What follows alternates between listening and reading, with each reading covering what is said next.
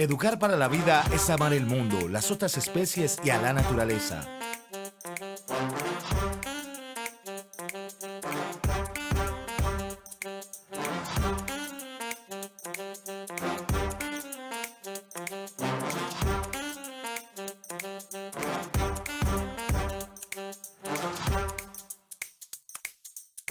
Es dejar el mundo en las mejores manos.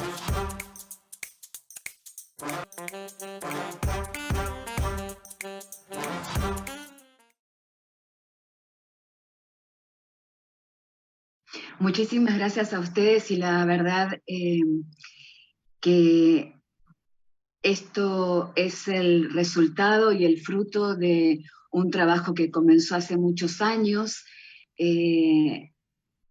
allá por el 2009, cuando realizamos la primera Cumbre Mundial de la Paz, ese proyecto plasmado en un acontecimiento que no solamente movilizó a toda Colombia, sino a diferentes organizaciones y personalidades del mundo.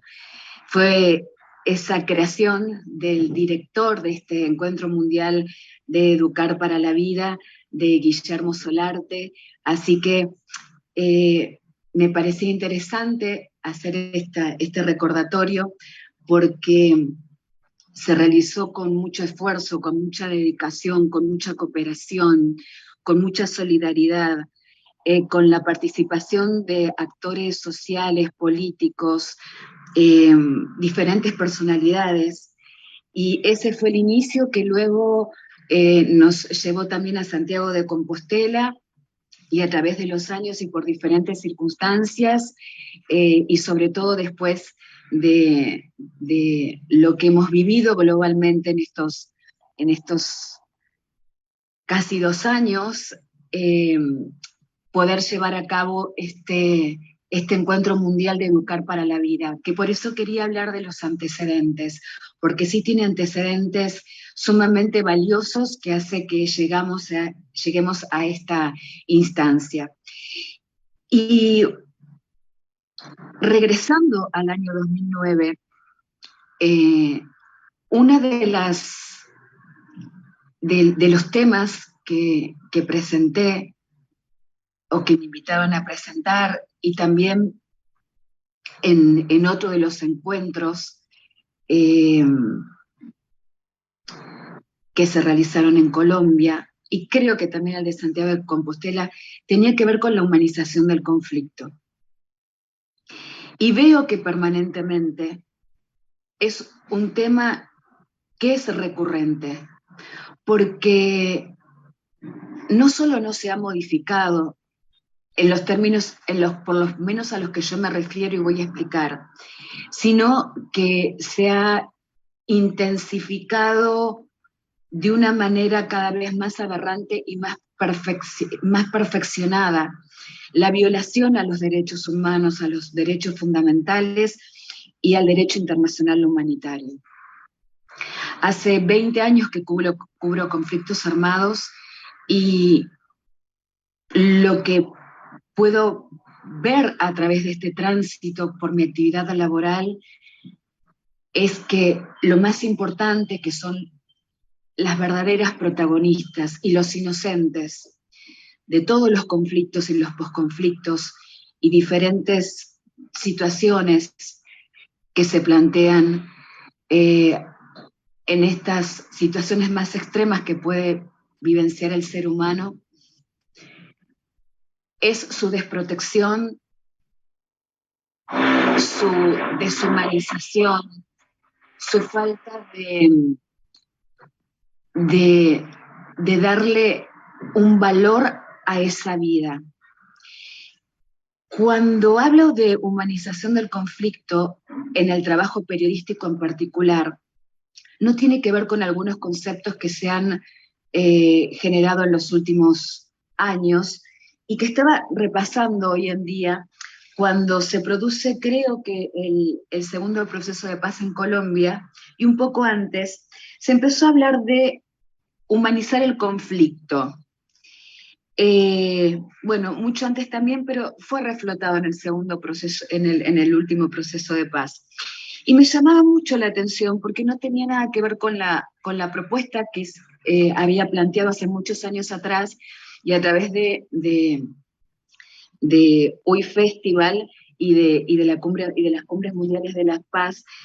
Hablaban que para humanizar el conflicto se planteaban 4 puntos basados en el derecho internacional humanitario: terminar el uso de las minas antipersonas, sacar a los menores de la guerra, acabar con las ocupaciones y ataques de los edificios civiles y crear una comisión de la verdad para esclarecer casos de secuestro, ejecuciones extrajudiciales y desapariciones forzadas. Cuando yo lo leí en su momento y lo volví a leer en el día de hoy, no es a los términos a los que me refería en su momento como uno de los pilares fundamentales del trabajo profesional. Primero que quiero, entre otras cosas, decir que claramente la ética laboral, la ética profesional, está atada a la ética personal, porque claramente teniendo en cuenta nuestros valores personales es cómo vamos a ejercer nuestras tareas, nuestra actividad laboral, y más en un lugar tan complejo como es un conflicto, como es una guerra, donde se ve el sufrimiento más extremo del ser humano y también la resiliencia más extrema del ser humano, donde se ven las luces y las sombras. Cuando me refería y me refiero a la humanización del conflicto, humanizar el conflicto no tiene nada que ver con estos postulados que en realidad se basan en el derecho internacional humanitario. Tienen que ver con darle una entidad a los seres humanos que están transitando momentos inimaginables para otras personas que afortunadamente no tienen que vivenciar esas circunstancias. Es darles un nombre, un apellido, un lugar de pertenencia, mostrar sus familias, sus vidas, sus tierras, saber que y conocer que tienen los mismos sueños, las mismas ilusiones, las mismas complejidades y las mismas luces y las mismas sombras que absolutamente todos, vivamos donde vivamos. Entonces, eso es el concepto de humanización del conflicto.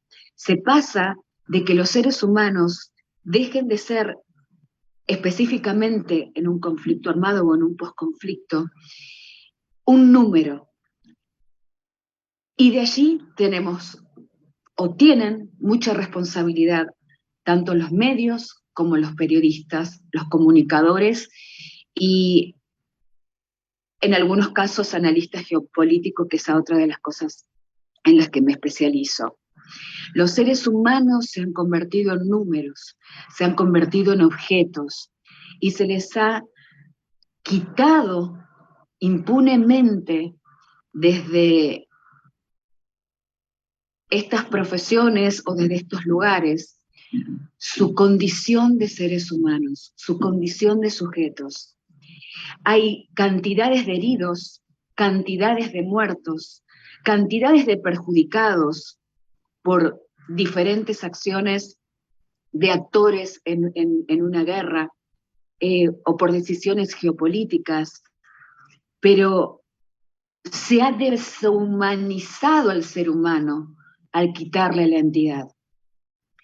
Entonces, ahí me baso en mi gran maestro e inspiración, nuestro maestro de corresponsales de guerra, mi maestro de corresponsales de guerra, el maestro polaco Richard Kapuczynski, que hablaba de condiciones muy específicas que teníamos que tener los periodistas, sobre todo aquellos que cubrimos conflictos armados.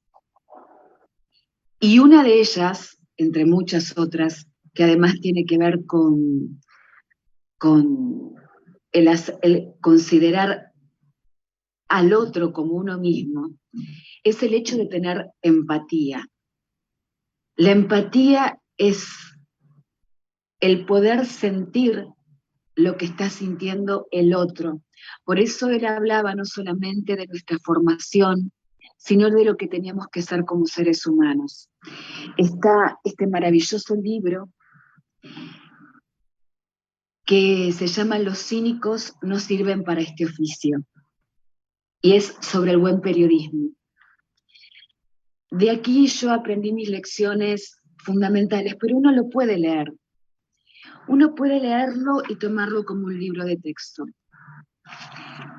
Yo creo que la empatía y la cooperación y el estar conectado con el otro son cuestiones que tienen que ver con la esencia de cada uno de nosotros. Por eso hablaba de esta ética profesional atada intrínsecamente a la ética personal. Él habla fundamentalmente de la empatía y habla de que los buenos hombres y las buenas mujeres, y habla de las buenas personas, son los que hacen buen periodismo. Entonces, a veces me he preguntado con este título, y también lo han hecho, en diferentes clases y también en lo personal he reflexionado.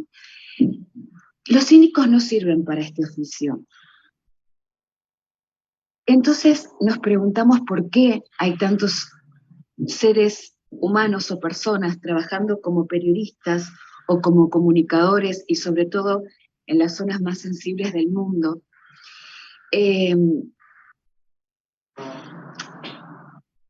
Que tienen una conducta y un comportamiento que yo lo rayaría en la vileza y absolutamente en el cinismo.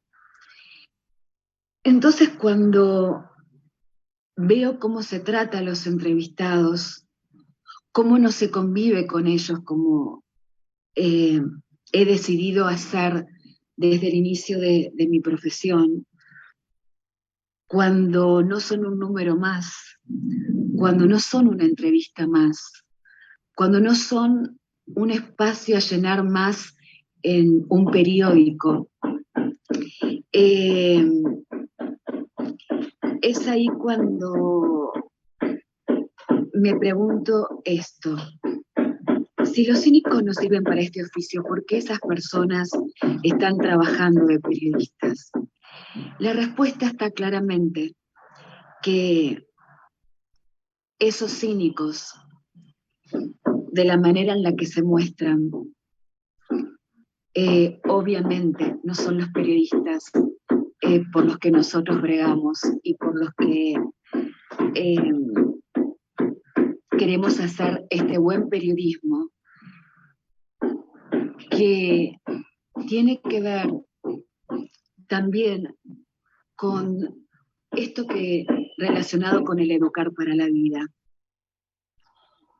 Y me parece que hay que reflexionar en la educación que se le da a los futuros periodistas o comunicadores o aquellos profesionales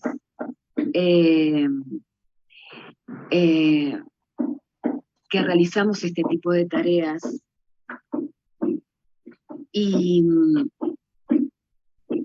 creo que en los centros educativos se debe hacer un foco directo y exclusivo a cómo tratar a los otros que somos nosotros mismos.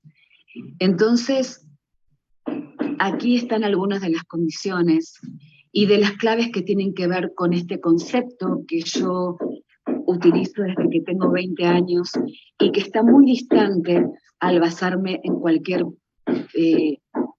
cuestión que tenga que ver con un proceso de paz. Y con esto que creo que puede ser utilizado oportunistamente y no va al fondo de la cuestión que tiene que ver con la humanidad misma. Así que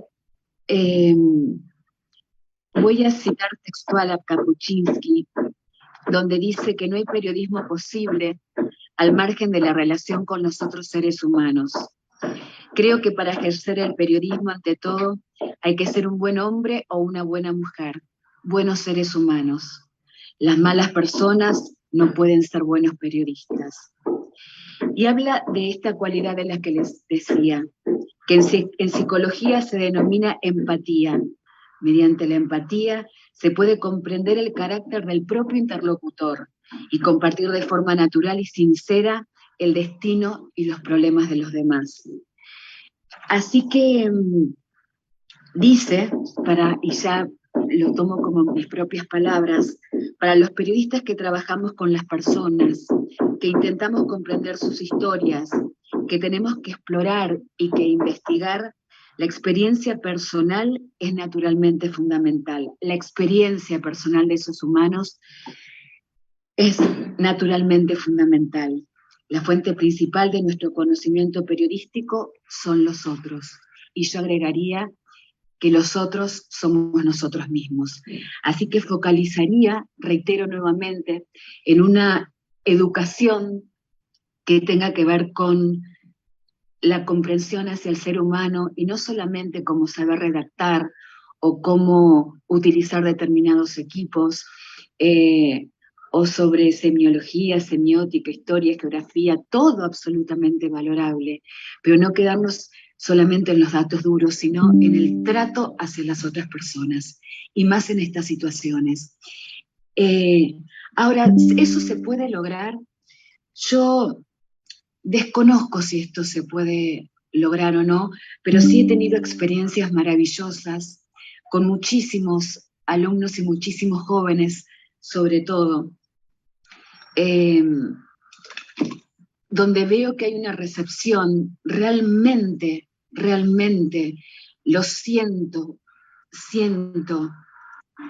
y vivencio junto con ellos esa receptividad para hacer un periodismo diferente. Hay muchos que se han involucrado y se han insertado, y creo que esto ha distorsionado el buen periodismo en esta vorágine de las redes y de la inmediatez y de que todo sea en segundos, donde ni siquiera la información es chequeada, lo cual ahí hay desinformación, distorsión, manipulación, y a partir de esa violación y de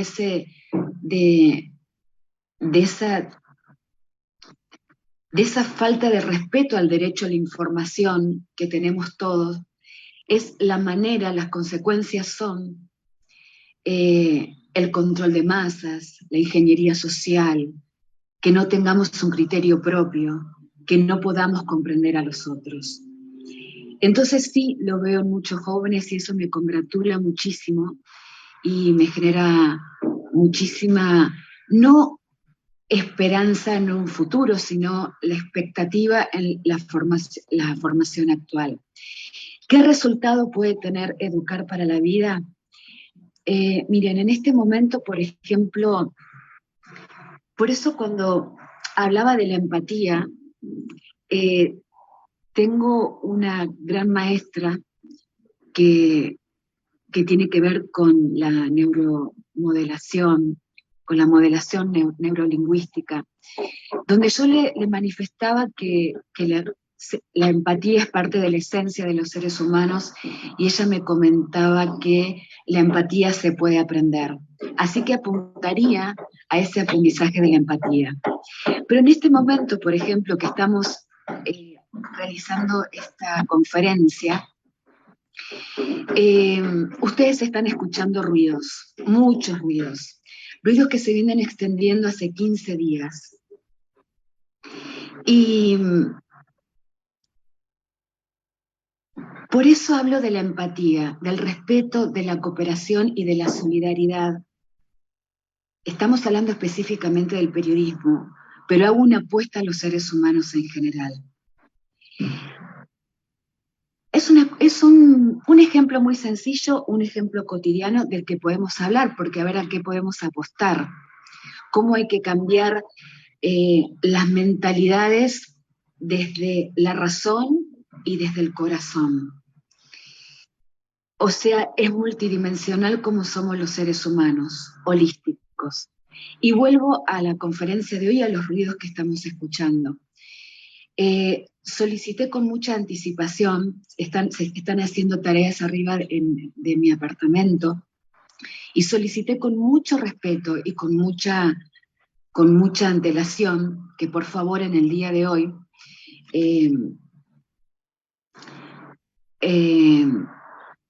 no se realizaran estos ruidos profundos porque se iba a producir este encuentro. Y manifesté, además, que a la propietaria del apartamento que está arriba mío, la señora Luciana Arazu, le manifesté que éramos muchas las personas, las niñas y niños, los jóvenes, y las jóvenes y los adultos, que íbamos a participar y que necesitábamos tener una conversación donde pudiésemos escucharnos y pudiésemos no solamente que ustedes me pudieran escuchar a mí, sino yo a ustedes. Se lo manifesté desde hace más de una semana por una conferencia anterior, se lo manifesté ayer expresamente, le manifesté el horario, le envié, por ejemplo, para que inclusive participara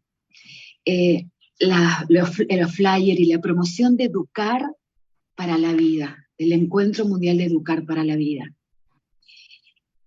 Lo hice con sumo respeto y empatía y esperando su solidaridad para todos nosotros. Y también por el profundo esfuerzo que estamos haciendo y con mucha dedicación. A determinada hora comienzan los ruidos.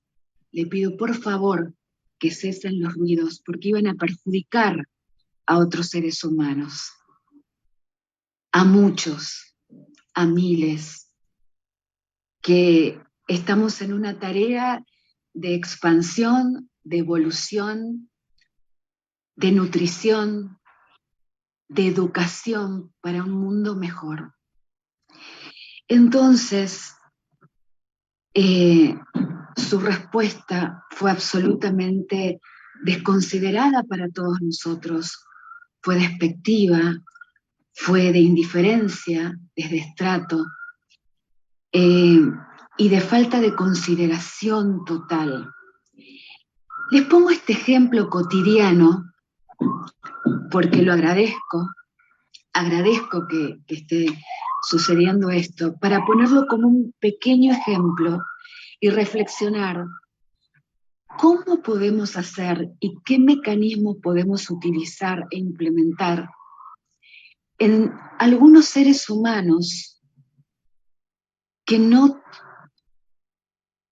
empatizan no con el sufrimiento, que estamos hablando con el sufrimiento como con el dolor ante los demás, como dice Susan Sontag, que por allí está como uno de los libros de cabecera. Si no se empatiza ante ese profundo sufrimiento y ante ese profundo dolor, me remito al ejemplo, a esta anécdota que creo que es ideal para mostrar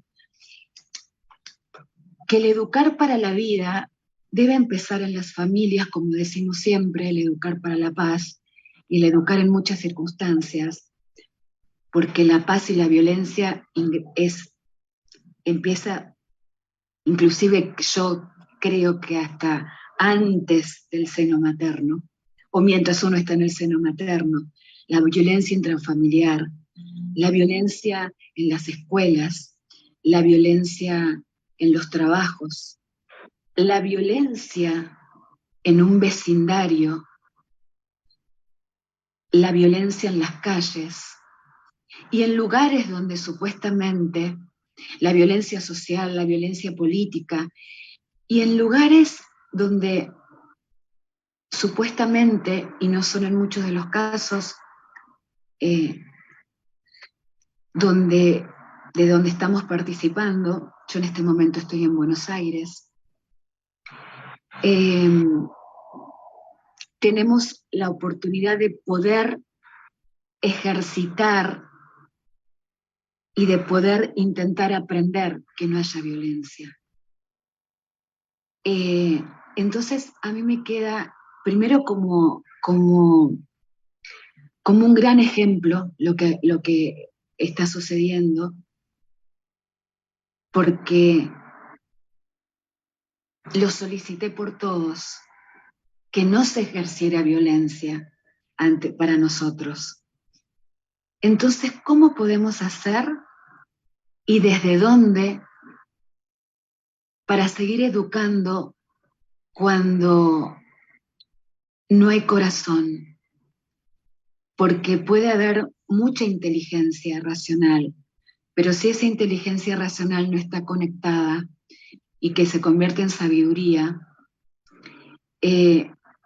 suceden estos hechos de, reitero, de estrato, maltrato, de egoísmo. Y yo lo lamento mucho porque convivo con estas personas, pero todo el tiempo convivimos con personas que se comportan así. Entonces, reitero, utilicé un ejemplo actual que estamos vivenciando en este momento, pequeño, y les pregunto, ¿cómo hacemos para trasladarlo a instituciones que están anquilosadas, a sistemas que están añosos, a mentalidades que se aferran al egoísmo, que se aferran a modelos sin cooperación, sin solidaridad? Y realmente me hago más y más preguntas, porque estamos aquí para hacer un aporte en Educar para la Vida, en este maravilloso proyecto que está en marcha y ya culminando con mucho éxito. Y bueno, quería dejarle estas consideraciones. Lo que es para mí humanizar el conflicto, terminamos en humanizar a la sociedad. Estamos viviendo en una sociedad deshumanizada. ¿Qué puede pasar en un conflicto donde se violan todos los derechos fundamentales, el derecho a la vida, que es el fundamental, a todos hacia abajo? Y de allí a diferenciar con esta utilización de un principio tan importante para cuestiones políticas o temporarias que no tienen nada que ver con la esencia o la naturaleza de que seamos reconocidos permanentemente como seres humanos y por lo tanto respetados. Así que, bueno, esta es la introducción, quedo abierta a las preguntas. Muchas gracias, Karen, por esa intervención, por darnos este panorama acerca del conflicto. La primera pregunta ¿es posible realmente humanizar una guerra como las distintas invasiones y bombardeos? Otra vez, por favor. Mil disculpas. Si es posible... ¿Es posible realmente humanizar una guerra como las distintas invasiones y bombardeos? Humanizar una guerra con las distintas facciones...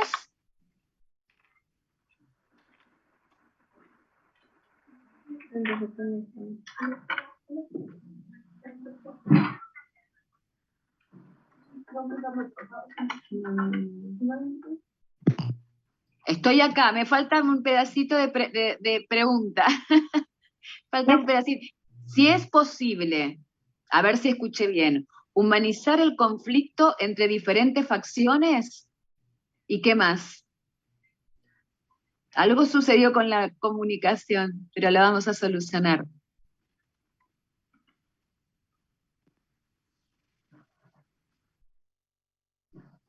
Dice, distintas invasiones y bombardeos. Si es posible humanizar el conflicto entre algo y bombardeos. Eso es lo que más o menos, no terminé de escuchar una palabra. Realmente humanizar una guerra como las distintas invasiones y bombardeos. ¿Invasiones? Sí, invasiones. Por supuesto, es en el lugar donde más hay que humanizar el conflicto. Bueno, en realidad en todos los lugares. Gracias con estos problemitas de conexión que nos, todos nos apoyamos. Por supuesto, sobre todo en las invasiones y ocupaciones. A ver, entre muchos otros conflictos, uno de los conflictos más relevantes, y no por el impacto global, más allá que lo tenga geopolíticamente, sino impactantes para mí, fue cubrir la invasión y posterior ocupación a Irak. Comencé en el 2004, en el primer aniversario de la invasión, y lo cubrí hasta el año 2019, fue mi última cobertura en Irak, y por supuesto no continué por el tema por la cuestión fundamental que no nos dejan ingresar por la situación sanitaria global. Y a partir de esa invasión y posterior ocupación, que se fue intensificando y donde sucedía lo siguiente: hubo un momento donde ya en el 2003, antes que yo comenzara mi cobertura, el expresidente de Estados Unidos, George Bush, hijo, manifestó que la guerra había culminado, había terminado. Primero, no fue una guerra porque no hubo una declaración de guerra, hay que hablarlo claramente. Reitero, hubo una invasión y posterior ocupación, donde el saldo de muertos y de heridos difieren según la fuente. Se puede hablar de 1.200.000 muertos, estamos hablando de muchísima más cantidad de heridos, donde a través de los años, mientras los medios de comunicación no enviaban periodistas, a partir del año 2006, 2007, 2008, 2009, porque eso es lo que va sucediendo, además, hablando de la humanización del conflicto, cómo los medios de comunicación generan que los seres humanos focalicemos nuestra atención hacia un determinado lugar en el planeta, hacia un determinado sitio, quizás y en muchas oportunidades, además por intereses económicos, geopolíticos, geoestratégicos, nos obligan a movernos hacia otro, a prestar atención a otras cuestiones, y dejan a los inocentes absolutamente desamparados en muchísimas situaciones.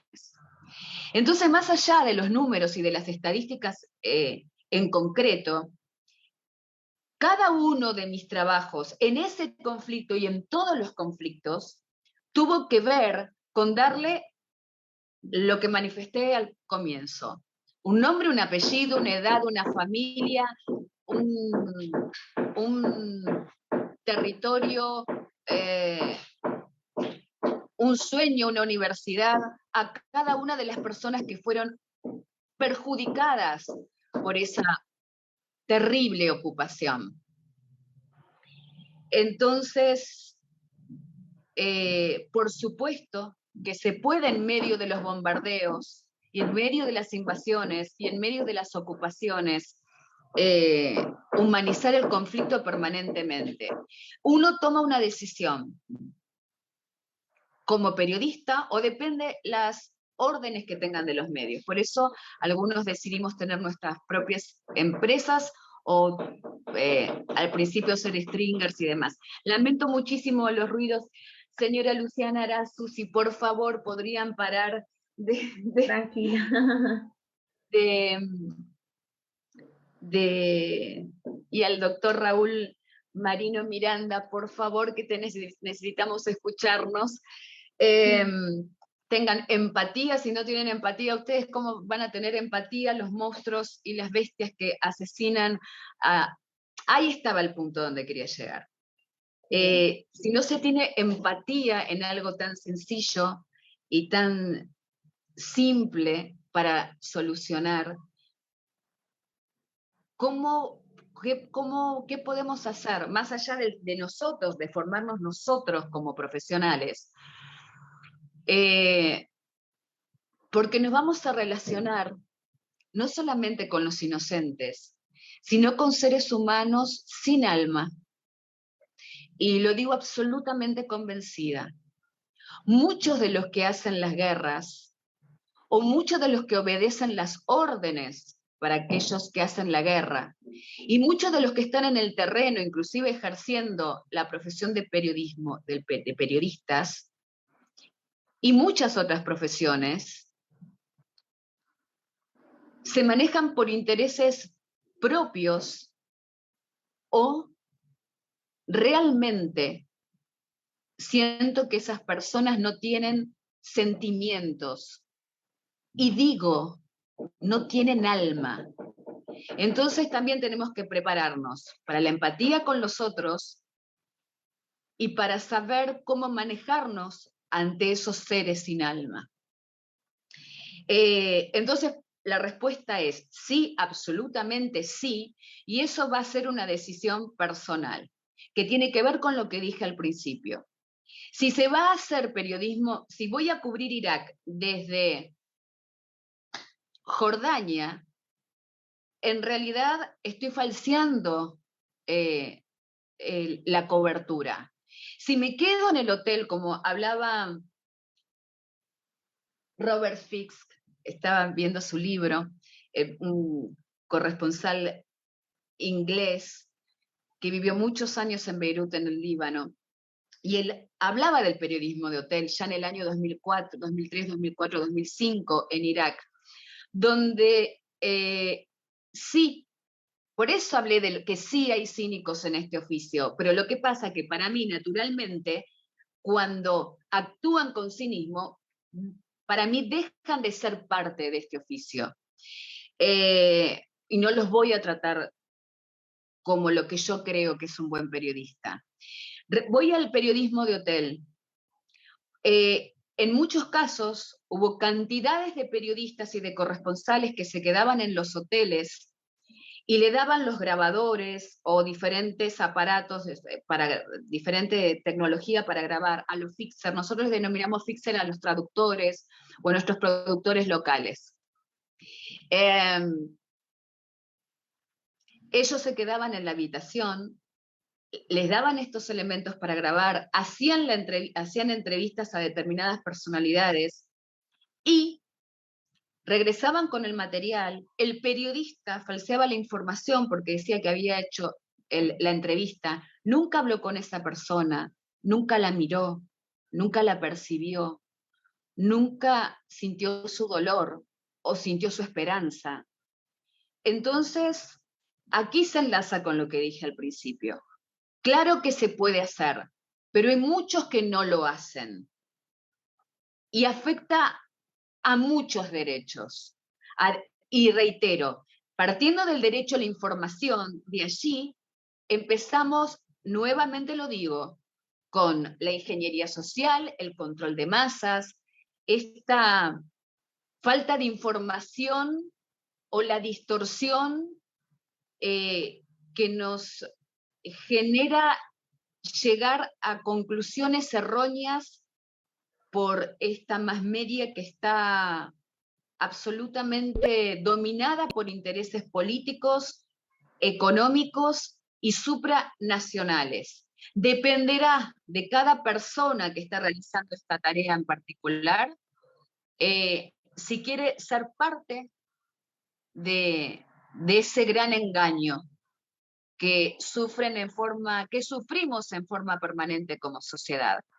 Por eso muchas veces, estando en el terreno, y en muchos terrenos en estas 2 décadas, y veo o vemos lo que emiten la televisión o los diarios o los periódicos. Recuerdo con otro querido maestro, Fran Sevilla, de Radio Nacional de España, estábamos en Irak en una oportunidad y viendo una reunión de la Asamblea de Naciones Unidas. Y con lo que se estaba diciendo y lo que nosotros estábamos viviendo junto con los verdaderos protagonistas, con estas, yo no quiero decirle víctimas, aunque objetivamente lo son, pero quiero decirle inocentes entre los inocentes porque no quiero revictimizarlos. Es una decisión propia. Pensábamos, recuerdo que nos miramos y decían, lo que está diciendo no es lo que está sucediendo. Entonces a mí me preocupa muchísimo. Así que es educar para la vida y educar para la verdad. Pero eso va a depender de cada uno de nosotros. No sé si respondí la pregunta. La pregunta es, la respuesta es contundente. Sí, por supuesto. Y por lo menos así yo hago mi trabajo y hemos hecho muchos un trabajo así. Y muchos otros no. Y han engañado a sociedades enteras. Primero han engañado a sus propios editores, a sus propios medios. Y después, a partir de eso, a sus lectores. Sobre todo esto sucede mucho en lo que es gráfica, porque en televisión, en radio también se puede hacer, pero en televisión eso ya, el trabajo que realizan los fotógrafos, que es, como decía Robert Capa, si no se está lo suficientemente cerca. Así que se debe más que nunca en estas situaciones humanizar a los seres humanos, que creo que es muy conveniente convertirlos en número para muchas personas, porque al deshumanizarlos, también siento que deshumanizan a las sociedades. Y cuando deshumanizan a las sociedades, se naturaliza que ese ser humano se convierta en un número. Muchas gracias, Karen. Claro que respondiste a nuestra pregunta. Te agradezco por esas interesantes reflexiones que dejas hoy en el marco del encuentro Educar para la Vida. Te voy a hacer una última pregunta porque ya tenemos poco tiempo para iniciar la siguiente conferencia. Entonces, te pregunta Teo desde Facebook, ¿cómo fue el momento crucial en que decidiste que el conflicto debe humanizarse? Sí. Nunca tuve dudas de ello, por eso, en realidad, en lo personal, lo que me movilizó para ser periodista en zonas de conflicto fue el dolor de los demás.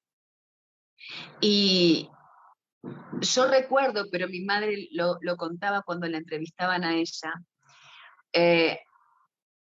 cuando era pequeña y me quedaba frente a la pantalla del televisor viendo los noticieros y preguntándome, siendo una niña muy pequeña, entre 8 y 9 años, ¿por qué los seres humanos se peleaban? Esa era mi pregunta. Entonces, claramente comencé a desarrollar un interés por saber el motivo de ese comportamiento erróneo que tenemos los seres humanos, aunque tengo clarísimo que somos luz y sombra, y eso se verá en cada uno de nosotros y a través de nuestra evolución y nuestra expansión, quiénes ganan, si la luz o la sombra. Así que creo que la decisión ya estaba tomada. Además, absolutamente estaba tomada. Y fue una forma de trabajar desde el inicio, desde el segundo cero a los 20 años. Así que también ha contribuido el hecho de escuchar las historias, y lo he comentado en muchas oportunidades, de mis 4 abuelos, que en este momento serían refugiados, como suceden con muchos de nuestros parientes y de nuestra familia. Tengo 2 abuelos españoles que escaparon de España por diferentes circunstancias y llegaron a Buenos Aires, y 2 abuelos libaneses que escaparon de las montañas en el Líbano, que por su condición religiosa, por ser cristianos, estaban amenazados por el Imperio Turco Otomano y amenazados de ser decapitados. Esos 4 seres humanos a los que no conocí personalmente, hoy serían refugiados. Entonces, entre la convergencia de lo que uno desea, de lo que uno siente, de la vocación, del amor, de la pasión, de la dedicación, del esfuerzo, del mérito, del estudio permanente, y de ese sentir también se alimentó de estas historias personales. Entonces es ahí cuando el otro también es uno mismo, porque cuando estoy con refugiados y con desplazados, estoy contando mi propia historia y la historia de millones y millones de seres humanos que se ven reflejados en esas personas que vivencian estas situaciones y que son diversas y con resultados disímiles, pero uno sabe que en realidad, como dice este gran maestro, para ser buen periodista hay que ser buena persona, y yo no tengo duda de ello. Así que Muchas gracias.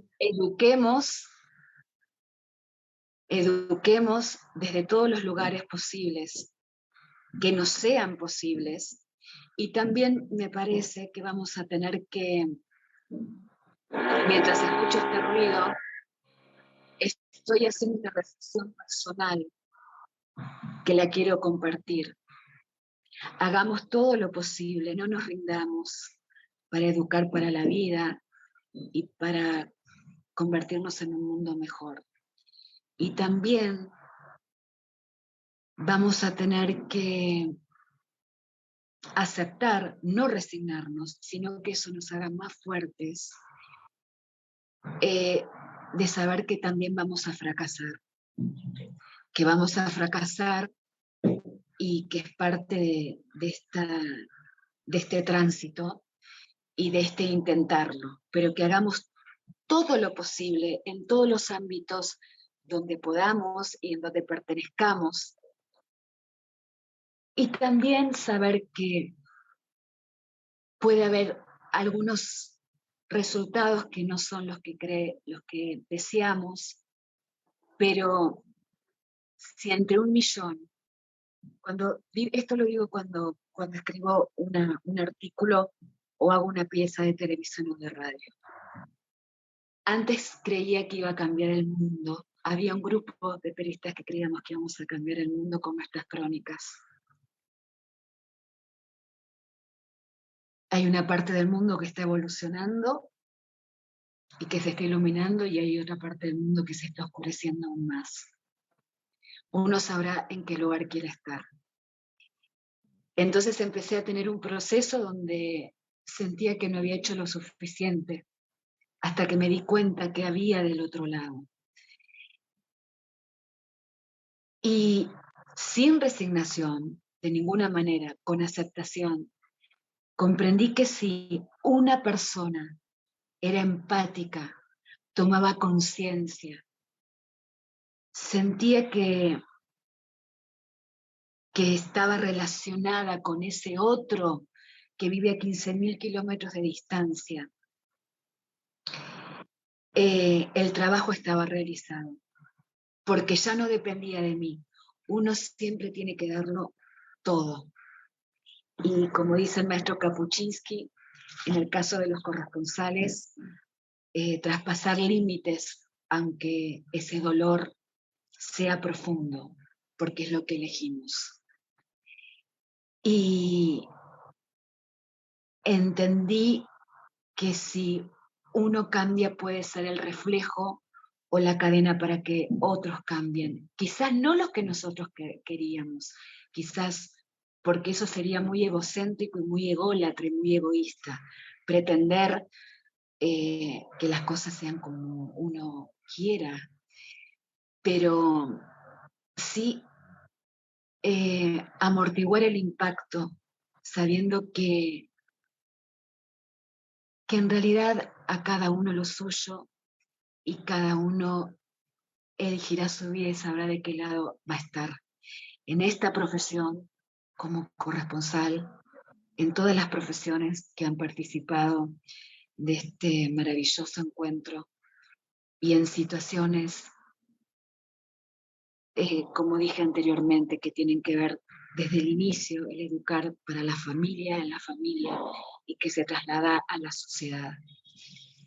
Así que, bueno, muchísimas gracias. Sé que ya ha culminado el tiempo, así que muchas gracias por la invitación, muchas gracias a todos por esta maravillosa organización, por el seguir día a día y a través de los años recuperando la esencia y la naturaleza de lo que fue ese inicio en el 2009 y por mucho más, con nuestras luces y con nuestras sombras. Apostemos a este educar para la vida y a este educar para la paz, con justicia, con verdad y con empatía.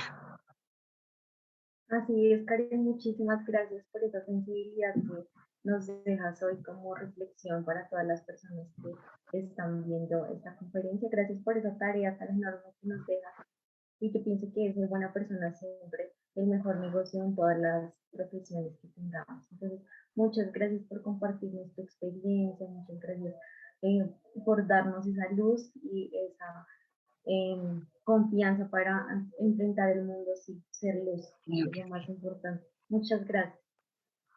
Claro que sí, muchas gracias a todos ustedes y bueno, muchas bendiciones y muchos éxitos y que continúe. Siempre que continuemos en este camino de nutrición permanente y de verdad. Así que gracias a todos por haber estado allí. Muchas gracias. Despedimos también a todas las personas que nos están viendo a través de nuestras redes sociales y los invitamos a que sigan conectados en el Encuentro Mundial Educar para la Vida.